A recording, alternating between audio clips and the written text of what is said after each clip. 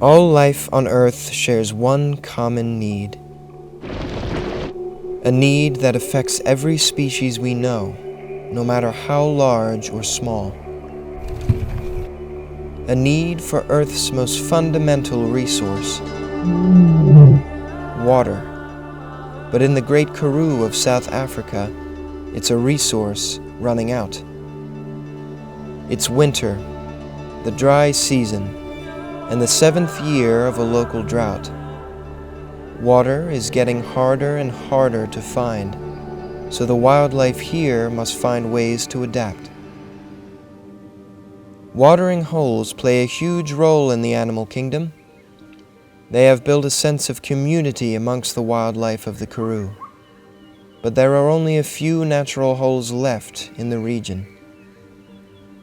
The drought has erased many of these once abundant sanctuaries.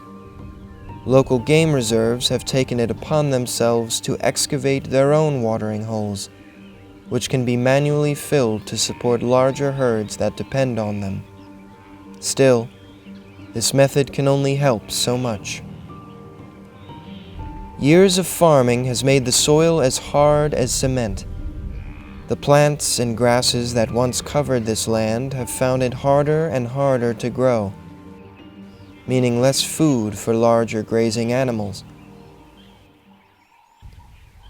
The southern white rhino needs to eat at least 120 pounds of grass per day to sustain themselves. In many areas of the Karoo, there isn't nearly enough to go around. Many game reserves have stepped in to make up for this scarcity by supplying their own fresh grasses for feeding. This feeding process has changed the behavior of this local crash, building a sense of both community and competition between the rhinos that would rarely be seen in the wild. Rhinos can survive for up to 5 days without a drink, but they still need to stay close to a watering hole. One method reservations have turned to restore the hardened farmland is through the use of micro-dams.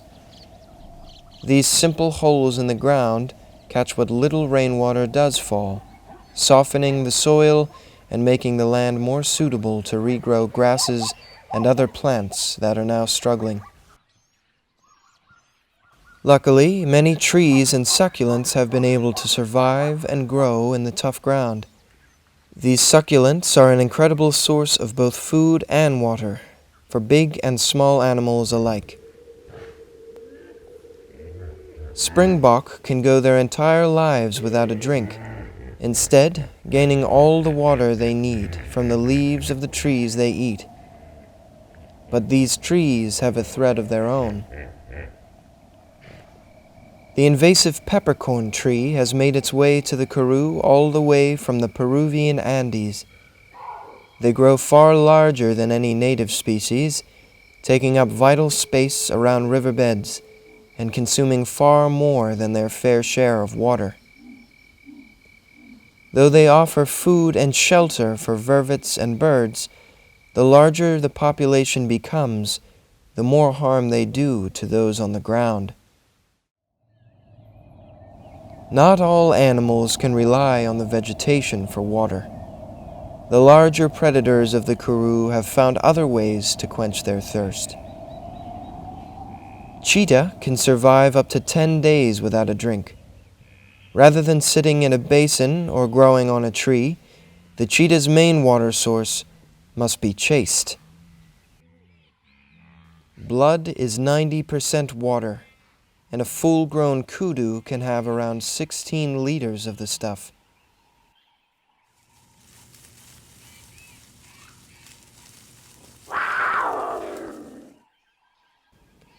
These cheetah will gorge themselves on fresh food and blood, filling their bellies to the point they won't need to eat or drink for days after. And after a big meal, a long nap.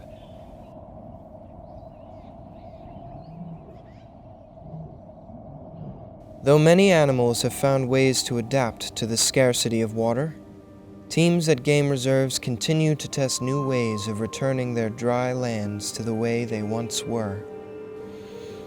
Humans have come to play a crucial role in caring for the wildlife of the Karoo, and while we have methods to combat smaller problems such as this local drought, there is much more to be done, and on a far larger scale.